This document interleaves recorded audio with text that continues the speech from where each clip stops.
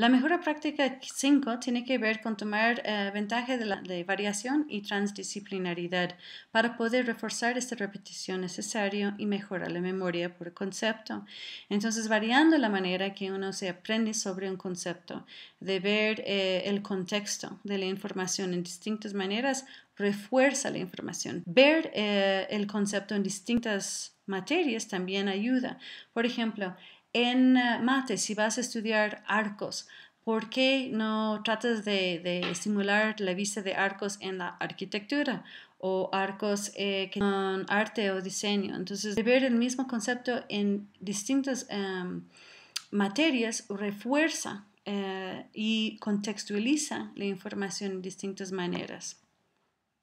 Sabemos que estos son levemente distintas redes neuronales, entonces le ayuda a la recuperación. Entonces, cuando está reforzado el concepto de arcos en mate y también en arte y dibujo técnico, al reforzarlas en tantas diferentes maneras, le ayuda a la recuperación de la información. Entonces, las ideas de arcos son más fáciles a buscar en tu cerebro una vez que está reforzado en varias maneras. Si tienes solo una clase donde estás hablando con los chicos y ellos están tomando o copiando las notas sin sintetizar la información, realmente eso no es eficiente. Entonces sabemos que hay que tener una variedad de metodologías, no solo dictar clases a los estudiantes, pero darles la oportunidad de utilizar y aplicar la información. Es claro que cuando un estudiante tiene la posibilidad no solo escuchar al profesor, pero tener discusiones con sus compañeros y también leer algún trabajo sobre el mismo o ver un video que tiene que ver con la misma información. Eso refuerza las distintas redes neuronales relacionadas al mismo concepto. Entonces hay distintas redes, pero el mismo concepto. Entonces eso refuerza la probabilidad que se puede recuperar la información en el futuro. El problema que tenemos como docentes en nuestras aulas, la gran mayoría de la información está transmitida en forma oral y de parte de los profesores. En los últimos 20 años hemos decidido que es muy importante estar centrado en el estudiante, etcétera, etcétera, pero hay muchísimas aulas que siguen siendo dominadas por el docente y solo en forma verbal, con poco apoyo visual y poco información en otros contextos, ¿no? Entonces, se sugiere que todos los sentidos deben estar involucrados en el aprendizaje. Mejora práctica 6 tiene que ver con la planificación de lecciones que son auténticas, que tiene que ver con el contexto del estudiante. Auténtica significa real, ¿cierto? Entonces, ¿real para quién? Para el estudiante.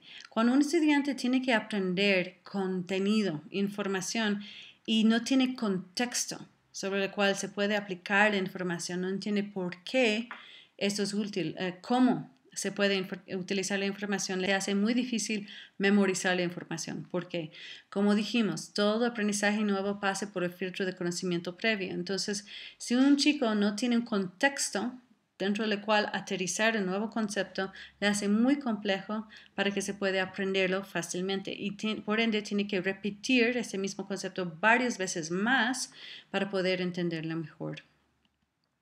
Es por eso que el aprendizaje que está centrado en el estudiante, donde los estudiantes mismos están puesto el reto, cómo se puede aplicar esa información en la vida real, ¿no?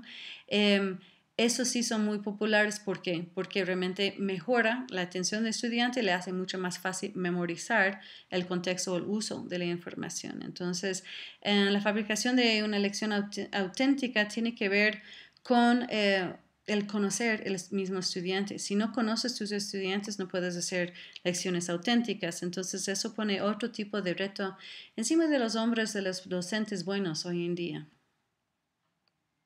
Mejora práctica 7 tiene que ver con la implementación de la evaluación formativa.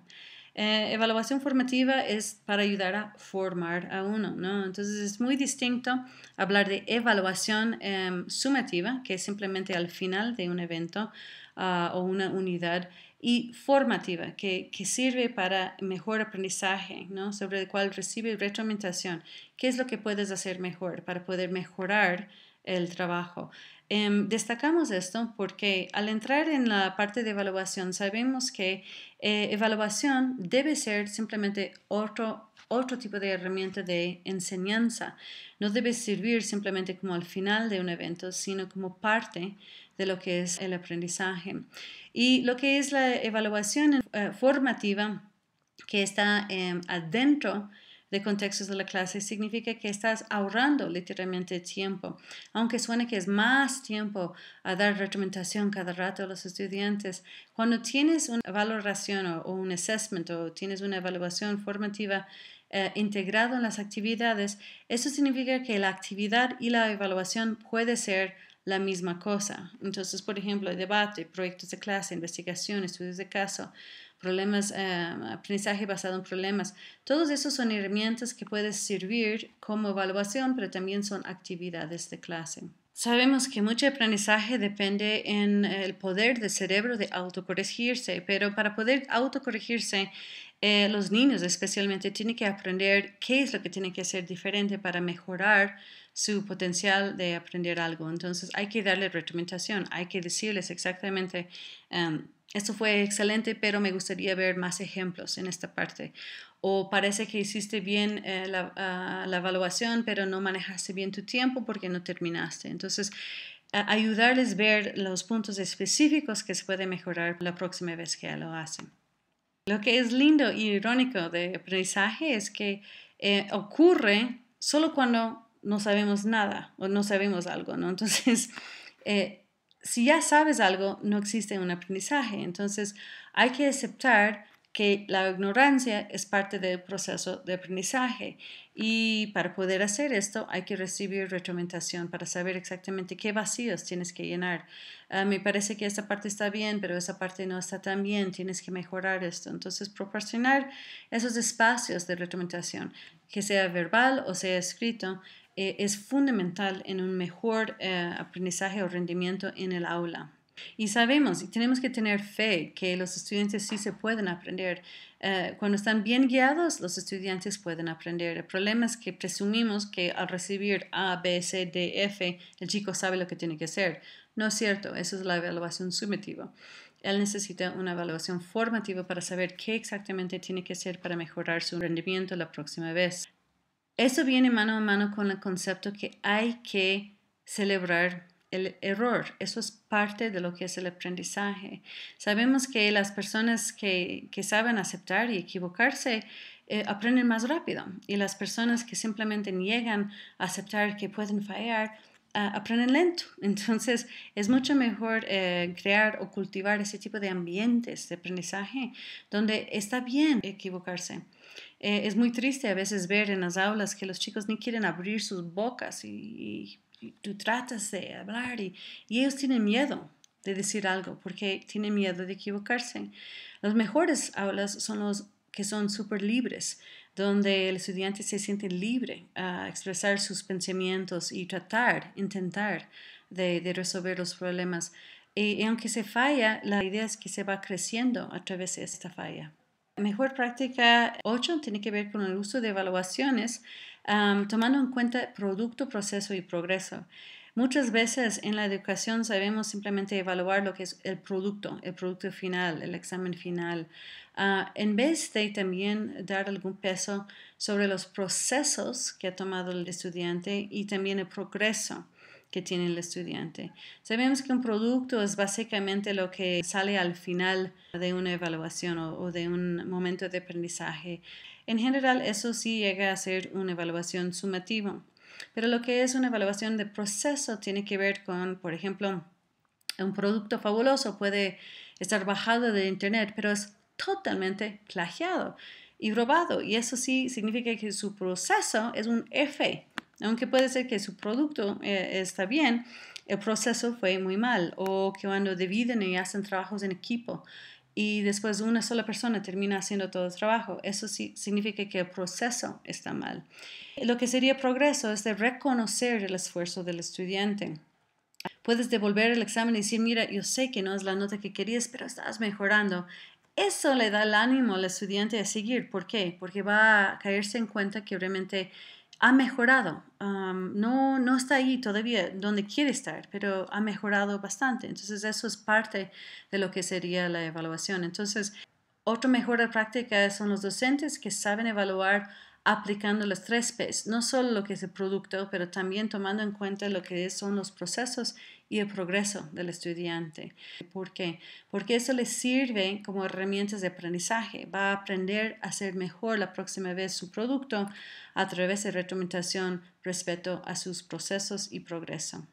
Mejor práctica 9 tiene que ver con la utilización de pruebas o exámenes para mejorar el aprendizaje. Es importante reconocer que el uso de exámenes o mini exámenes ayuda en el aprendizaje. ¿Por qué?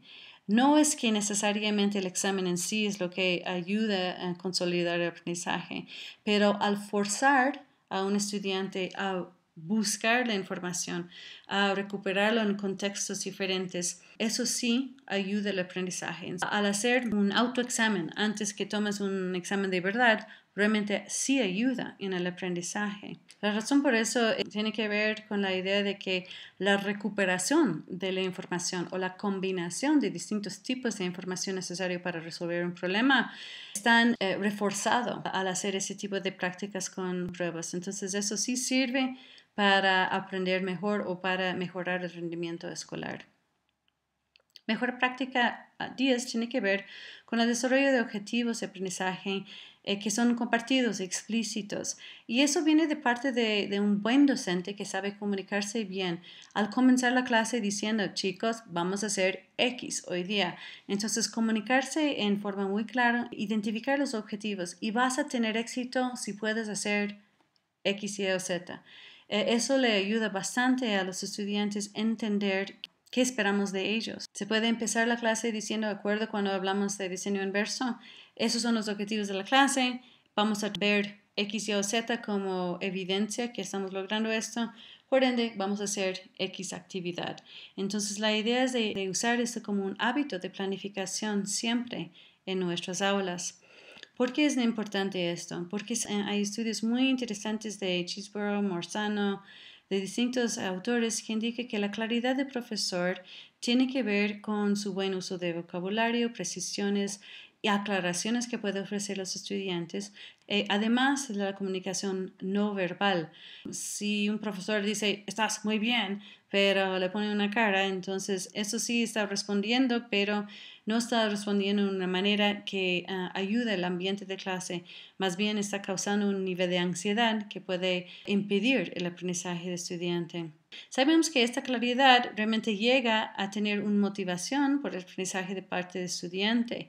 Cuando está muy claro lo que tiene que hacer, sabe cumplir con lo que tiene que hacer.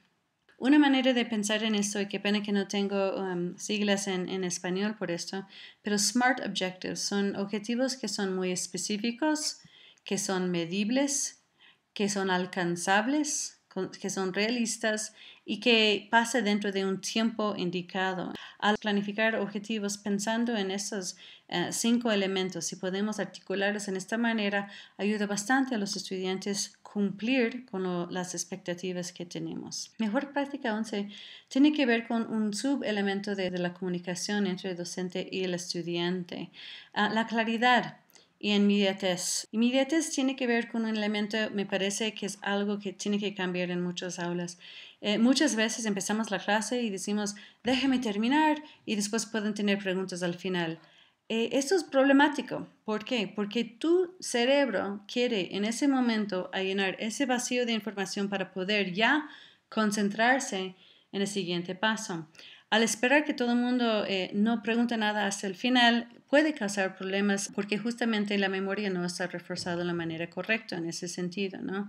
Entonces, la claridad del discurso también es muy importante para que los estudiantes tengan suficientes ejemplos para poder ver cómo se aplica la información. Cada vez que se puede usar un ejemplo, le ayuda a concretar en la memoria del estudiante el contexto de uso de esta misma información. La claridad docente también puede estar subdividido en varias otras áreas más como fluidez, precisión y la manera que estructura su clase, ¿no? La organización y el buen uso de materiales.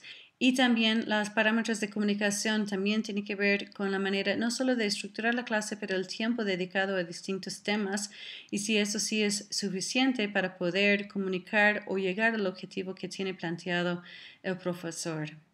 El vocabulario preciso también es muy importante para poder no confundir, malguiar o causar que el estudiante piense que una cosa significa otra cosa.